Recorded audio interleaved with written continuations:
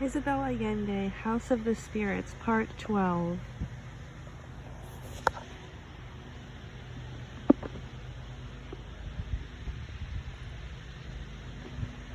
Toy chests, which were filled with mechanical clowns, porcelain figurines, stuffed animals, wind-up dancers, and dolls with real human hair and movable joints, who traveled with their own clothing, carriages, and china dishes. At the sight of that disorganized, nervous crowd and that pandemonium of belongings, Esteban felt defeated for the first time in his life, especially when he discovered, in the midst of all the baggage, a life-size statue of St. Anthony, a cross-eyed and wearing embossed sandals. He stared at the surrounding chaos and regretted his decision to travel with his wife and daughter, wondering how it could be possible that he had only packed 2 bags for this foray into the outside world, when they had amassed a carload of dishes and a parade of servants that had nothing to do with the purpose of the trip. At San Lucas, they took 3 carriages, which conveyed them to Tres Marias in a cloud of dust, like a bunch of gypsies. Waiting for them in the courtyard of the hacienda were all the tenants, under orders from the foreman, Pedro Segundo Garcia. They were speechless at the sight of this traveling circus. At Ferrula's bidding, they began to unload the carriages and take the things into the house. No one noticed a little boy of about Blanca's age who was standing there with a runny nose, his naked belly swollen with parasites. He had a pair of beautiful black eyes that looked out at the world with an old man's gaze. He was the foreman's son, and to differentiate him from his father and grandfather, had been named Pedro Terrero Garcia. In the tumult of getting settled, exploring the house, snooping around the orchard, greeting everyone, setting up the altar of St. Anthony, and shooting the chickens from the beds and the mice from the closets, Blanca pulled off her clothes and ran out naked to play with Pedro Terrero. They played among the packages, hid beneath the furniture, exchanged wet kisses, chewed the same bread, ate the same snot, and smeared themselves with the same filth until, wrapped in each other's arms, they finally fell asleep under the dining room table.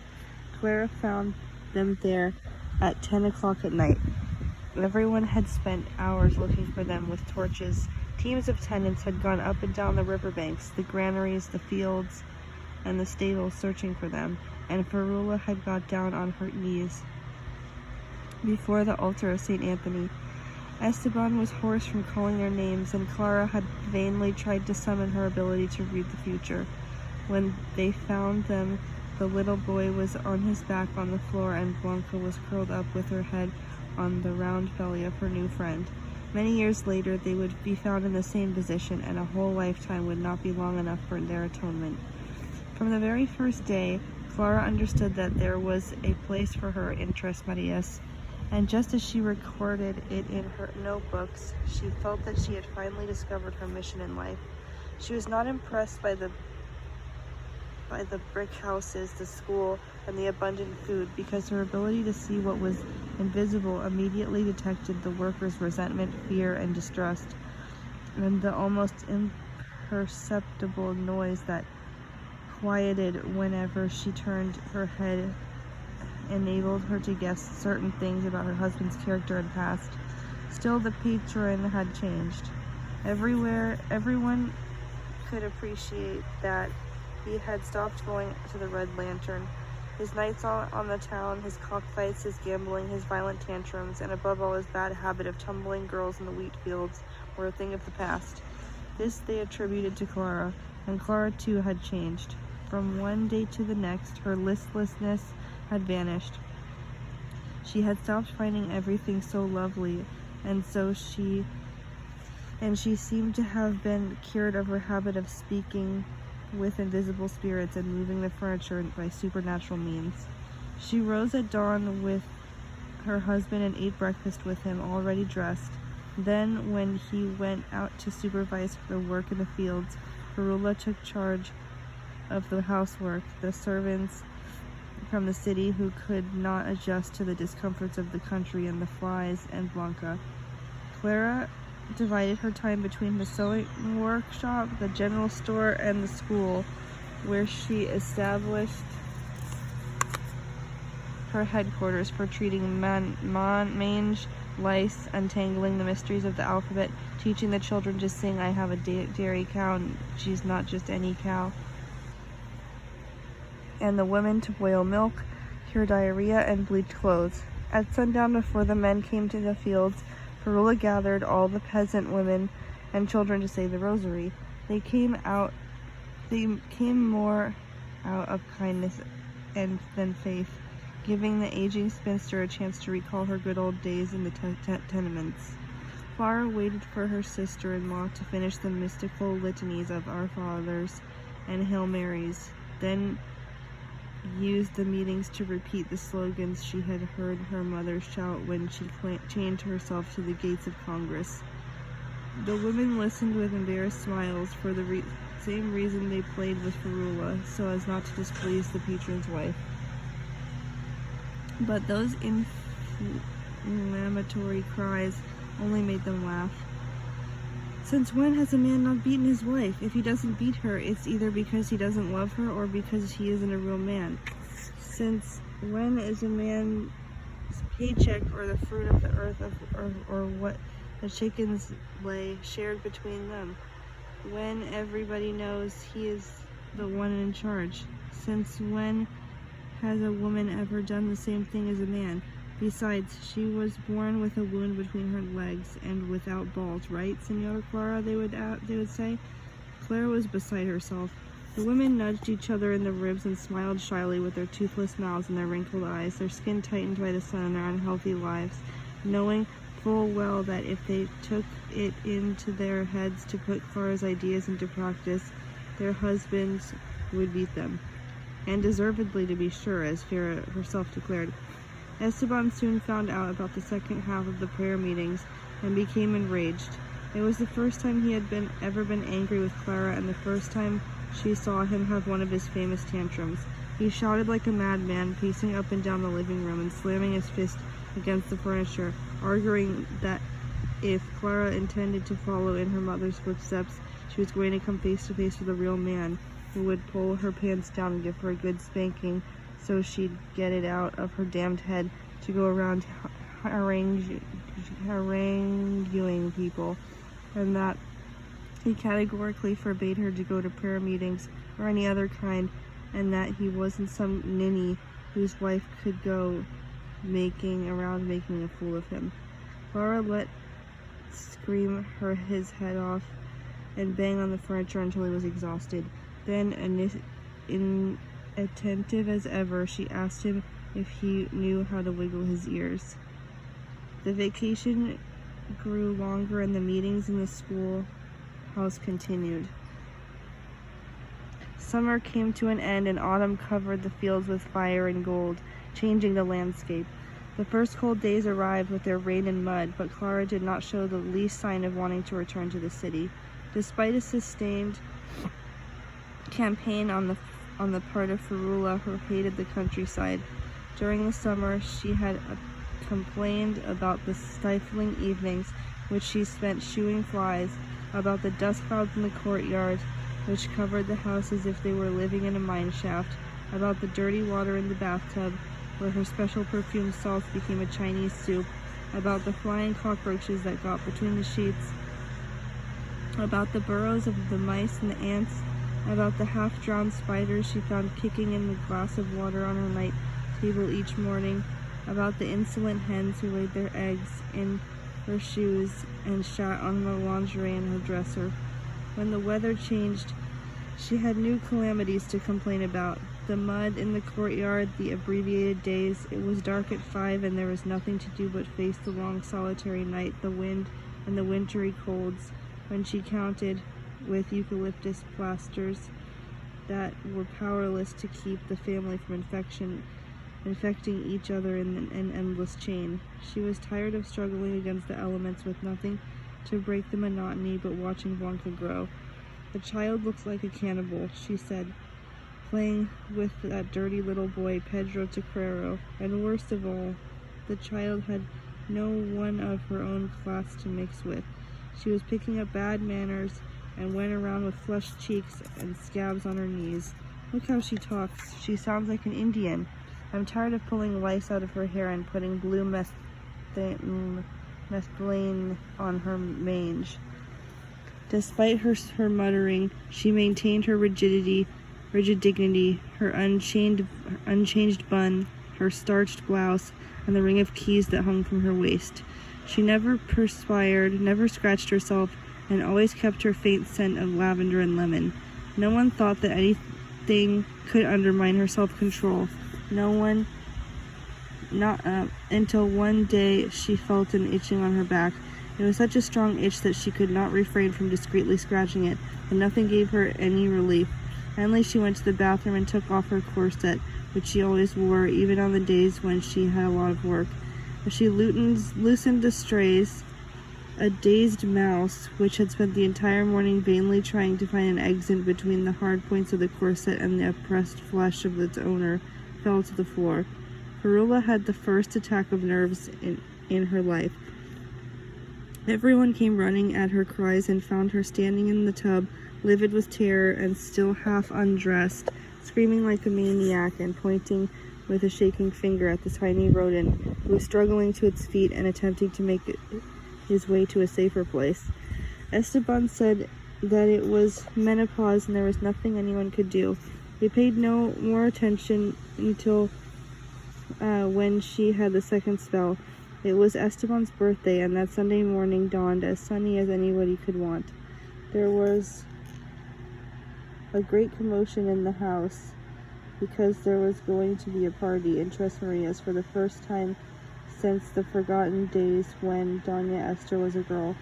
They invited various relatives and friends who took the train out from the city and all the landed gentry from the neighborhood, without overlooking the town notables.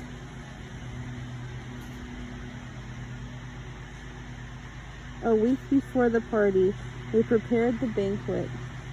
Half a steer roasted in the courtyard, kidney pie, chicken casserole, and various corn dishes, egg fruit, and the best harvest vines. At noon, the guests began to arrive by coach and horse, and the great adobe house filled with laughter and conversation. Karula excused herself for a moment and ran to the bathroom, one of those immense bathrooms where the toilet was placed in the middle of the room, surrounded by a vast desert of white tiles.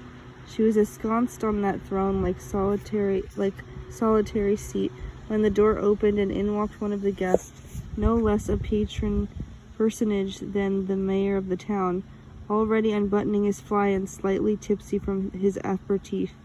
When he saw the lady, he became paralyzed with confusion and surprise, and by the time he was able to react, the only thing he could think of was to walk toward her with a twisted smile, crossing the entire room and extending his hand. Zorbabel Blanco Jamazmi, pleased to meet you, he introduced himself. For God's sake, it's impossible to live among such uncouth people. If the rest of you want to stay in this uncivilized purgatory, that's your prerogative, but I'm returning to the city. I want to live like a human being, the way I always have. Karula exclaimed when she was able to speak of the incident without bursting into tears. But she did not leave. She did not want to be separated from Clara. She had come to adore the very air Clara exhaled, and even though she no longer had occasion to give her baths and sleep in the same bed with her, she found 1,000 ways to express her tender feelings, and to this she dedicated her existence. The woman was so hard on herself and others, could be sweet and smiling with Clara, and at times, by extension, with Blanca. Only with Clara did she allow herself the luxury of giving in to her overwhelming desire to serve and to be loved. With her, however slyly, she was able to express the secret and most delicate yearnings of her soul. The long years of solitude and unhappiness had distilled her emotions and purified her feelings down to a few terrible, magnificent passions which possessed her totally. She had no gift for small perturbations, mean-spirited resentments, concealed envies, works of charity, faded endearments, ordinary friendly politeness, or day-to-day acts of kindness. She was one of those people who was born for the greatness of a single love, for exaggerated hatred, for apocalyptic vengeance, and for the most sublime forms of heroism. But she was unable to shape her fate to the dimensions of her amorous vocation, so it was lived out as something flat and gray tapped between her mother's sick-room walls, wretched tenements, and the tortured confessions with which this large, opulent, hot-blooded woman, made for maternity, abundance, action, and ardor, was consuming herself. She was about 45 years old then, and her splendid, bleeding, and distant Moorish ancestors kept her looking fit and polished, with black silky hair and a single white lock on her forehead, a strong and slender body, and the resolute step of the healthy. Still, the emptiness of her life made her look far older than she was.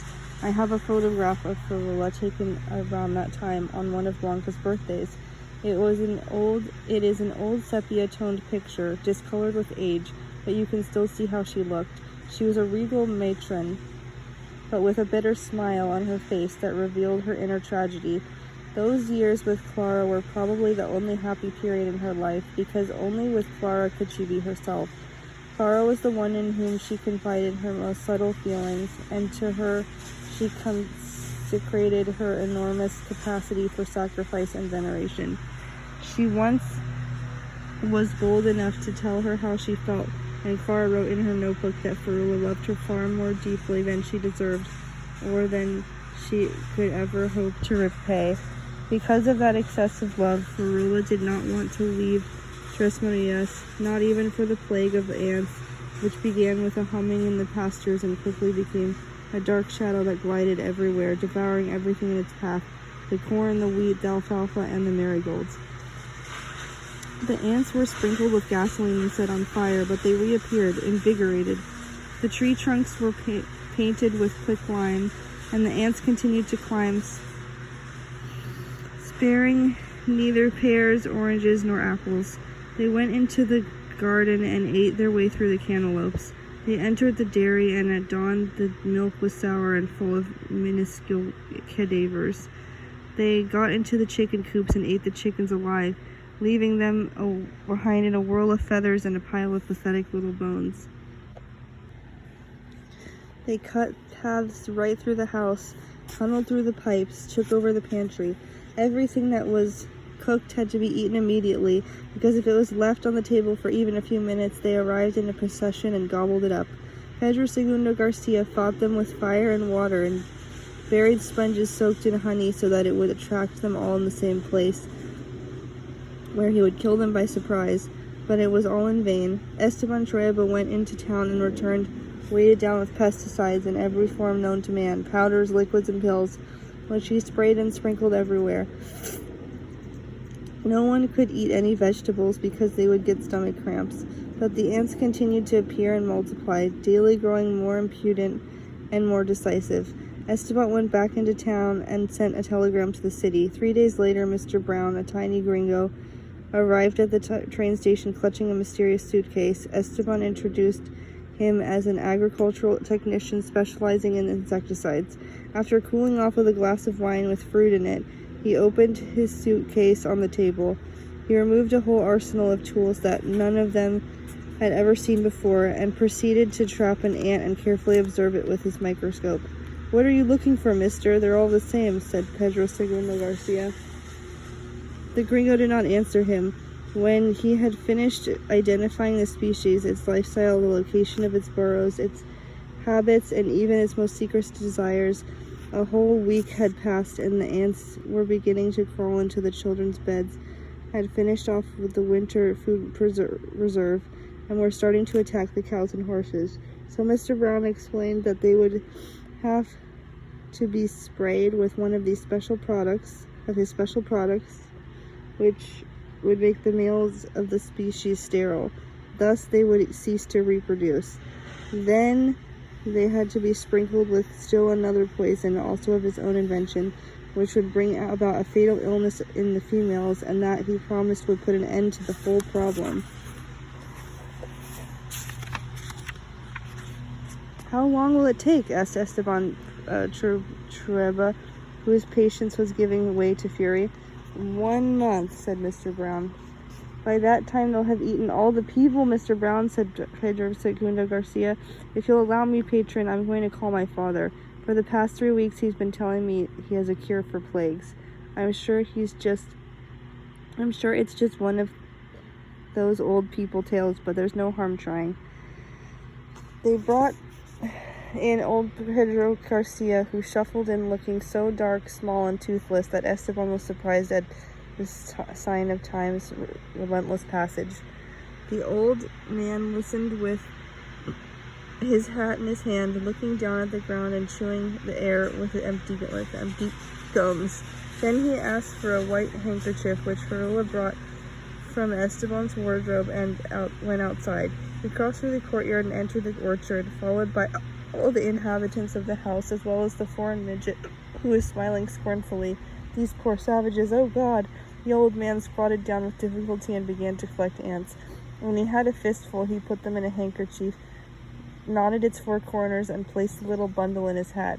I'm going to show you the way out, ants, so you can get out of here and take the rest of them with you. The old man climbed onto a horse and ambled slowly, mumbling advice and recommendations, prayers and wisdom, and enchanted formulas to the ants. The others saw him disappearing off the edge of the property. The gringo sat down on the ground and laughed like a madman until Pedro Segundo Garcia grabbed him and shook him. "Don't laugh at your grandmother, mister. That old man is my father," he warned. Pedro Garcia returned at dusk. He slowly dismounted, told the patron he had led the ants to the edge of the highway, and went into his house. He was tired. The next morning there were no ants in the kitchen, none in the pantry, the granary, the stable, the chicken coops, the pastures. The family and the tenants went all the way to the river, checking everywhere along the way, and found not a single ant, not even one to use as a sample. The expert was furious. "You have to show me how to do that," he shouted. "By talking to them, mister. Tell them to go, and they're a nuisance here. They'll understand," explained old Pedro Garcia. Clara was the only one to whom the procedure seemed completely normal. Ferrula latched onto it as proof that they were living in a hole, an inhuman region in which neither God's laws nor scientific progress seemed to have made inroads, and that any day now they were all going to be traveling by broom. But Esteban Trueba told her to be still, because he did not want anyone putting any new ideas into his wife's head. In the past few days, Clara had reverted to her visionary tasks, speaking with apparitions and spending hours writing in her notebooks.